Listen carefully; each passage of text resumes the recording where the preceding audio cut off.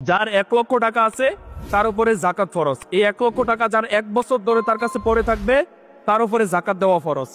আর জাকাত লাখে কত টাকা অনেকে প্রশ্ন করে। 1 লক্ষ টাকায় 2.5% জাকাত দিতে হবে। 2.5% কত? 2,500 টাকা, 2,500 টাকা, 2.5%। তাহলে যাদের 4 লক্ষ টাকা আছে সে কত টাকা দিবে? 10,000 টাকা দিবে। 4 লক্ষ টাকা থাকলে কত? 10,000 টাকা তার জাকাত আসবে। আচ্ছা, জাকাতের সিস্টেমটা আমি কিছু কিছু জায়গায় একটা জাকাতের সিস্টেম দেখে একটু শখ খেয়েছি, মানে খুবই সুন্দর বা আমার একটু ভালো লাগছে। আমি আপনাদেরকে এই জিনিসটা একটু পরামর্শ দিচ্ছি আর কি। এটা একান্ত আপনাদের বিষয় যে করবেন কিনা। যে জাকাতটা এমন ভাবে দেওয়া মানে দিলে কেমন হয়, যে মনে করেন আমাদের এলাকার মধ্যে 30 জন ব্যক্তি আছে যাদের 4 লাখ 5 লাখ টাকা করে আছে। তো মনে করেন তার জাকাত হচ্ছে 10,000 টাকা করে। এখন 10,000 টাকা করে যদি 30 জন ব্যক্তি দেয় তাহলে কত টাকা আসে? 3 লাখ টাকা। এখন 3 লক্ষ টাকা দিয়ে আপনি দেখেন আপনার এলাকার মধ্যে সবচাইতে গরিব কোন ব্যক্তিটা আছে। মনে করেন সে যে উপরে উঠবে, সে যে কিছু করবে এমন কোনো এবিলিটি তার নাই, একদমই হতদরিদ্র। এখন কি করবেন? তার ঘরের মধ্যে যদি মানে কাজকর্ম করার মতো কোনো উপযুক্ত ছেলে থাকে, হয়তো তাকে বিদেশে পাঠিয়ে দিতে পারেন, বা এই টাকাটা দিয়ে তাকে একটা গাড়ি কিনে দেন, বা তাকে একটা দোকান মানে একটা দোকান দিয়ে দেন, একটা ব্যবসা ধরিয়ে দেন। তাতে কি হবে দেখবেন, এই ছেলেটা বা এই লোকটা যখন গাড়ি চালাবে বা ব্যবসা করবে বা বিদেশে যাবে, পরবর্তী বছরে সে আরেকজনকে জাকাত দিবে। এইভাবে যখন আপনি মনে করেন প্রত্যেক বছরে এইভাবে জাকাতগুলা আপনি দিবেন কাউকে, একজন একজন করে করে, দেখবেন সমাজের মধ্যে আর হতদরিদ্র থাকবে না, সবাই মোটামুটি স্বাবলম্বী হয়ে যাবে। এখন আপনি মনে করেন আপনার 2.5% জাকাত, আপনার 1 লক্ষ টাকা আছে, সাপোজ 1 লক্ষ টাকার 2.5% 2,500 টাকা জাকাত আপনি কাউকে দিলেন। এখন 2,500 টাকা জাকাত দিয়ে সে কি করবে বলেন তো? এই 2,500 টাকা সে খাইবো, না হলে কিছু মানে ব্যবসা ট্যাবসা কিছু করতে পারবে না। কিছু করতে পারবে? কিছু করতে পারবে না।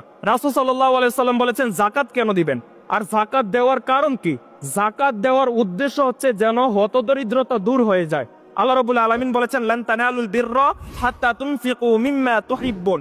তুমি তোমার সবচাইতে প্রিয় জিনিসটাকে আল্লাহর রাস্তায় ব্যয় করে দাও। তাই জাকাত কিন্তু দিতেই হবে আপনি, কারণ আপনার উপর জাকাত ফরজ।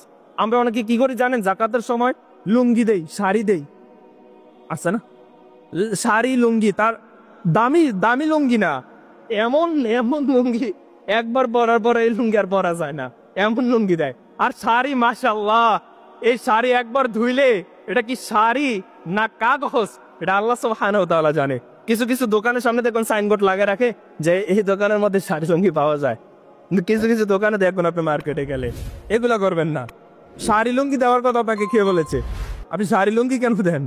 আপনার জাকাত পরে করেন, যেটা হচ্ছে আপনি ওইটা দিয়ে দেন। আপনি শাড়ি লুঙ্গি দিচ্ছেন, এদিক দিয়ে ভিডিও হচ্ছে, ওইদিক দিয়ে ভিডিও হচ্ছে, আপনি জাকাত দিচ্ছেন, সবাই দেখছে, তো কি হচ্ছে? লাভ হচ্ছে কি? আপনি ফাও এই টাকাটা না দিয়ে আপনি এর কাছে রেখে দেন, এটা আরো ভালো। আমি বলছি মানে এই শাড়ি লুঙ্গি না দিয়ে টাকাটা আপনার কাছে রেখে দেন। আর আমি আপনাকে যেটা বললাম ভাই, যদি পারেন একটু বিবেচনা করে দেখবেন, জাকাত যেহেতু দিবেনই, এইভাবে জাকাতের সিস্টেমটা করেন যে আপনার ভাগের যে টাকাটা, এই টাকাটা একত্রে করে সবাই, যতজন জাকাত দেওয়ার আছে সবার টাকাটা একত্রে করে সমাজের মধ্যে এরকম 1-2টা লোক দেখেন যে সবচাইতে নিম্ন শ্রেণীর লোকটা আছে, তাকে একটা ব্যবস্থা করে দেন। তাকে একটা অটো কিনে দেন, 1-1.5 লাখ টাকা যাবে, একটা অটো কিনে দেন। বা তাকে একটা দোকান দিয়ে দেন, ছোটখাটো একটা দোকান দিয়ে দেন, হ্যাঁ। বা তাকে বিদেশে পাঠাতে পারেন, মানে একটা ব্যবস্থা তাকে করে দেন যেন সে দাঁড়াতে পারে, কিছু একটা করতে পারে। দেখবেন পরবর্তী বছরে সে অন্যজনকে জাকাত দিতে পারবে।